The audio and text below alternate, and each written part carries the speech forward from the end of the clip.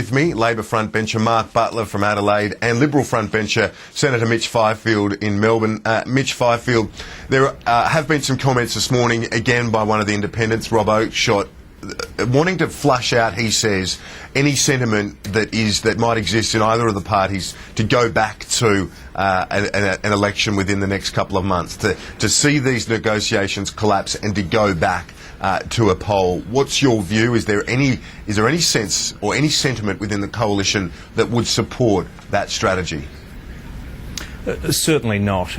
We respect the decision of the Australian people. They have made their choice in 150 seats in the House of Representatives, and the onus is on us as the party, as the coalition with the largest number of seats in the Parliament, to seek to form a government and to make that work. And that's what Tony Abbott is setting about to do this week.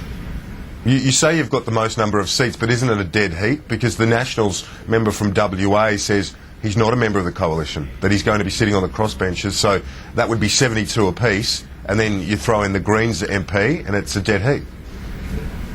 Well, I think it's clear that our colleague from Western Australia, Mr Crook, has indicated that there is no way that he could support a party which was intent on maintaining a mining tax which directly hits the viability of many businesses in his home state.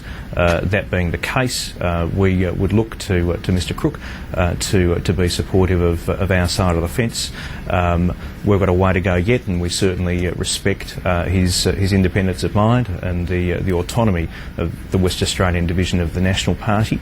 But we do clearly, in addition, have a majority of the primary vote.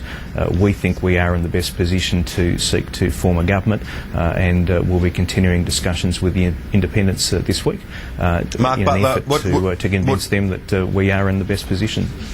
Okay, Mark, what do you make of the prospects of another election within the next few months? Do you think Labor would struggle? It would be difficult for, after getting such a whack at the last poll, that it would be really starting from a point of weakness for you? Well, I don't think any of us have been involved in any crystal ball gazing about what might happen if another election were held imminently. We're focused on negotiations with the rural independents and with Adam Bandt from the Greens and also Andrew Wilkie. We think that we're well positioned to provide stable and effective government. We think the people have voted, albeit for a hung parliament, but they've voted, and the proper thing for us to do is to try and put together a minority government that delivers stable and effective government, continues with the reform plans that we have in health and education, the broadband network, a range of other areas, and go back to the polls in 3 years' time.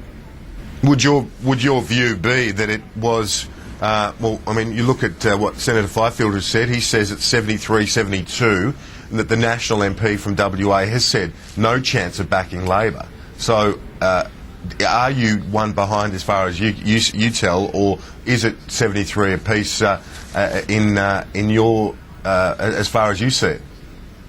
Well, no, we think it's 72 apiece. It seems pretty clear that the Western Australia National would incline towards the coalition.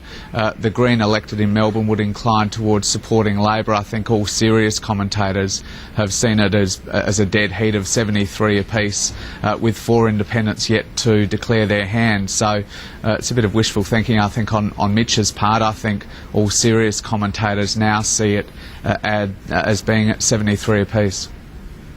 And how long do you think this is going to drag on for? I mean, Tony Windsor says hopefully by the end of the week he'll have made a decision. Andrew Wilkie by midweek. How long do you think that this could drag on for, though? It does look like the seat count has pretty much firmed up. It does look like the seat count is firmed up. It would seem unlikely that there would be any change in the numbers that the AEC are currently predicting. But these negotiations will take as long as they take. You know, Tony Windsor has said that he'd like to see them wrapped up by the end of the week, and I'm sure all of us would like to see this finished sooner rather than later. But the main goal is to get this done properly rather than get it done quickly, so that the independents who yet have to declare their hand do so